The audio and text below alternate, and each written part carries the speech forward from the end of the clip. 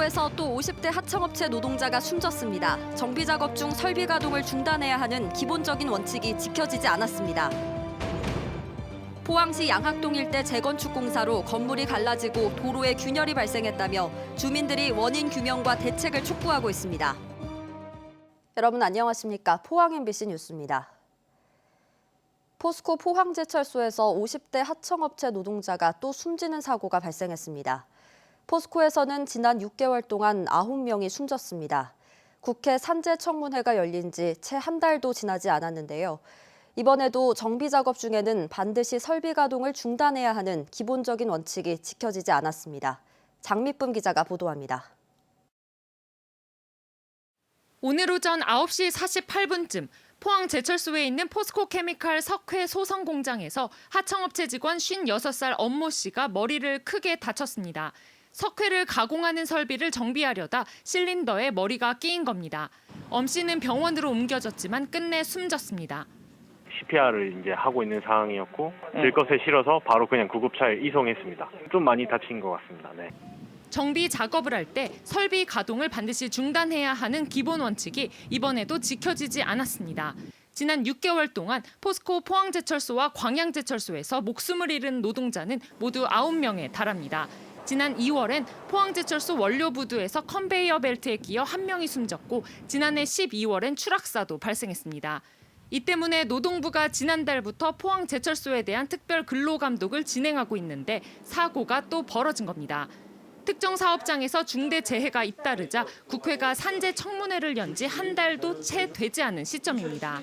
근본적으로 시스템 자체가 작업 중지라든지 가동된 설비에서 작업을 하지 않는 부분이 이루어질 수 없게 되어 있습니다.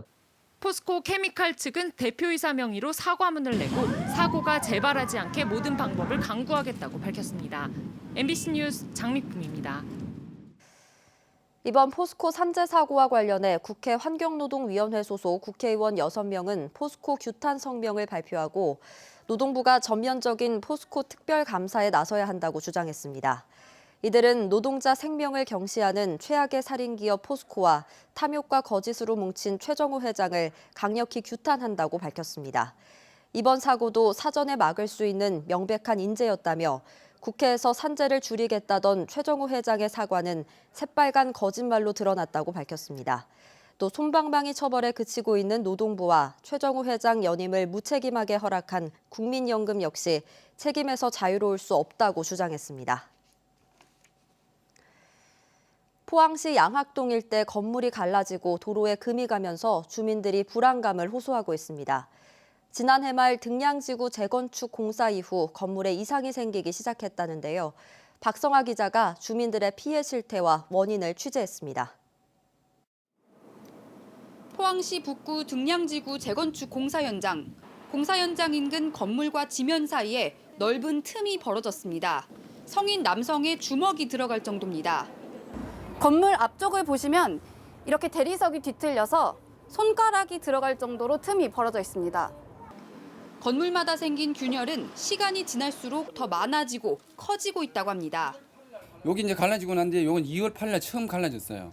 이게 틈이 점점 벌어지기 시작해서 지금까지 계속 좀 넓게 벌어지고 있어요, 지금 이게. 주택 내부에도 곳곳에 금이가 있습니다. 벽과 벽 사이가 벌어져 틈새로 바깥이 보일 정도입니다. 비가 뿌릴까봐 그래 이제 이 회사에서 우리 아들이 그러면 우선 임시라도 막아라 밖에 그래 포장지 쳐놓은 거야. 등량지구 재건축 공사가 시작한 건 지난해 10월 말. 양학동 일대 70여 세대의 주민들은 터 파기 공사 이후 피해가 발생했다고 호소합니다. 덕양 짓고부터 그렇지요. 덕양 아파트 짓고부터 겨울 내졌거든. 땅이 많이 울립니다. 이래 쓰시면은 덜커덕 이랬다고요. 시청에 민원을 수차례 넣고 시공업체에 대책을 요구했지만 형식적인 검사에 그쳤다고 주장합니다. 저희가 바라는 거는 공사 전면 중단이 아니고 잠깐 쉬고 정밀 조사를 하고 나서 원인에 대해서 파악을 하고 싶은 게 저희 바람입니다. 포항시는 주민과 시공업체와 함께 간담회를 열고 해결책을 찾겠다고 밝혔습니다. 시공 건설사하고 주민분들 피해 상황이나 불편 상황하고 이런 거를 잘 조율할 수 있도록 중개 역할을 열심히 하겠습니다. 시공업체인 신원종합개발은 피해 건물에 대해 응급 보수 작업을 실시하겠다고 밝혔지만 주민들은 정확한 원인 규명과 안전 대책이 먼저라는 입장이어서 앞으로도 진통이 예상됩니다. MBC 뉴스 박성화입니다. 쿠데타로 권력을 잡은 미얀마 군부의 시민 탄압이 갈수록 심해지고 있습니다. 지역에서도 시민사회단체가 우리나라 정부의 대응을 촉구하고 나섰고 미얀마 시민들을 돕기 위한 참여도 이어지고 있습니다. 윤영균 기자가 취재했습니다. 미얀마 군부의 쿠데타 이후 유혈 진압으로 숨진 사람은 지금까지 100명을 훨씬 넘은 것으로 보입니다. 미얀마 최대 도시 양곤 곳곳에는 군부 쿠데타를 규탄하는 시위가 잇따르고 군사정부는 계엄령을 선포했습니다. 가만히 있는 사람들까지 아무 이유 없이 그냥 끌고 가면서 감금시키고 그리고 다음 날에 가족에게 시신으로 주는 그런 상황들까지 벌어지면서 지금 너무나 끔찍한 상황을 미얀마 시민들이 겪고 있습니다. 지난달 우리 국회는 미얀마 군부 쿠데타 규탄과 민주주의 회복, 구금자 석방 촉구 결의안을 통과시켰습니다. 정부 역시 지난 12일 군용물자 수출 제한과 개발 협력 사업 재검토, 국내 미얀마인 체류 기간 연장 등을 발표했습니다.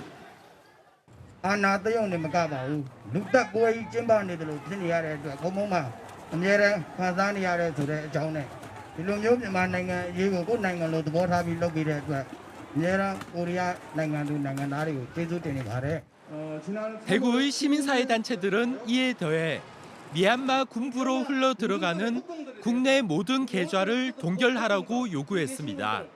또한 한국이 미얀마 민주화를 위한 국제사회의 합의를 끌어내야 한다고 주장했습니다. 미얀마의 상황들을 접할 때마다 너무나 걱정스럽고 또한 우리의 광주의 모습과 닮아 있어서 분노스럽고 이제 우리 한국 정부가 적극 나서야 됩니다. 더 이상 방관해서는 안 됩니다. 결의안으로 안 됩니다. 미얀마 민주화 운동을 돕기 위한 시민들의 자발적인 참여도 이어지고 있습니다. 미얀마 민주화를 돕는 한국인 회원과 자원봉사자들은 독재에 저항하고 대의를 위해 희생한다는 의미의 세 손가락 경례 배지를 판매하고 있습니다. 수익금은 모두 미얀마 민주주의 민족동맹을 지원하는 데 쓰일 예정입니다. MBC 뉴스 윤영균입니다. 포항에서 코로나19 영국발 변이 바이러스 확진자가 2명 발생하면서 지역 방역에 비상이 걸렸습니다. 질병관리청과 포항시에 따르면 지난달 28일 확진 판정을 받은 포항 지역 확진자 2명이 영국발 변이 바이러스에 감염된 것으로 확인됐습니다. 방역당국은 애초 이들을 포항의 종교단체발 확진자로 파악했지만 이들에게 감염시킨 확진자는 변이 바이러스에 감염되지 않은 것으로 확인돼 다른 경로로 감염된 것으로 추정하고 있습니다. 오늘 오전 2시 51분쯤 경주시 남남서쪽 11km 지역에서 규모 2.6의 지진이 발생했다고 기상청이 밝혔습니다. 진앙은 북위 35.76도, 동경 129.19도며 지진 발생 깊이는 18km입니다. 기상청은 지진 발생 인근 지역은 지진동을 느낄 수 있다고 밝혔습니다. 영덕군이 지역의 외국인 근로자를 대상으로 코로나19 진단 검사를 한 결과 모두 음성으로 나왔습니다. 이번 검사 대상은 강구면과 축산항 사업장, 고속도로 건설 현장과 농장 등 106곳에서 일하는 외국인 근로자 458명이며 근로 현장에서 진단 검사를 진행했습니다. 영덕군은 앞으로 집단 감염 차단을 위해 지속적인 선제 검사를 진행할 계획이라고 밝혔습니다. 중국을 강타한 최악의 황사가 유입되며 올봄 들어 처음 황사가 관측되고 있습니다. 오늘 미세먼지 농도는 매우 나쁨 단계를 보였는데요. 모래먼지는 내일까지 영향을 미칠 것으로 예상됩니다. 조주경 기상캐스터입니다. 강한 바람이 초미세먼지는 몰아냈지만 입자가 큰 모래먼지가 기승을 부리고 있습니다. 초미세먼지 매우 나쁨 단계를 보였는데요. 오늘 포항은 12시 이후부터 올봄 첫 황사가 관측됐습니다. 높은 하늘로 지나면서 우려했던 최악의 상황은 면했습니다. 오늘 밤부터는 황사가 차츰 옅어지겠지만 공기의 흐름이 느려서 쉽게 해소되진 않겠습니다. 내일 오전까지 우리 지역에는 나쁨 단계 이어가겠고요. 오후 들어서야 보통 수준 예상됩니다. 이어서 자세한 지역별 날씨 보시면 내일도 하늘 자체는 대체로 맑겠습니다. 아침 기온은 1도에서 5도로 오늘보다 5도가량 크게 떨어지겠고요. 한낮에는 13도에서 16도까지 오르겠습니다. 울릉도와 독도의 아침 기온은 울릉도 5도, 독도 7도로 시작해 한낮에는 8도에서 10도에 머물겠습니다. 동해 중부 먼바다에 내려져 있던 풍랑특보는 모두 해제됐지만 내일까지는 물결이 다소 높게 일겠습니다. 바다의 물결은 동해 중부 해상에서 최고 2.5m, 남부 해상에서는 2m까지 일겠습니다. 내일 아침 반짝 추위가 이어지겠고요. 다시 기온은 오름세를 보이겠지만 토요일 또다시 비가 내리면서 기온이 조금 떨어지겠습니다. 날씨였습니다. 경주 국립공원 토암산 지구인 암곡동 무장봉 일원에 다음 달부터 6월까지 2달간 탐방로 예약제가 시행됩니다. 경주 국립공원 사무소는 계곡 상류인 암곡습지에서 하늘다람쥐와 벌매 등 멸종 위기종이 발견돼 생태자원 보존을 위한 조치라고 밝혔습니다. 탐방 인원은 평일에는 50명, 주말과 공휴일에는 100명으로 제한됩니다.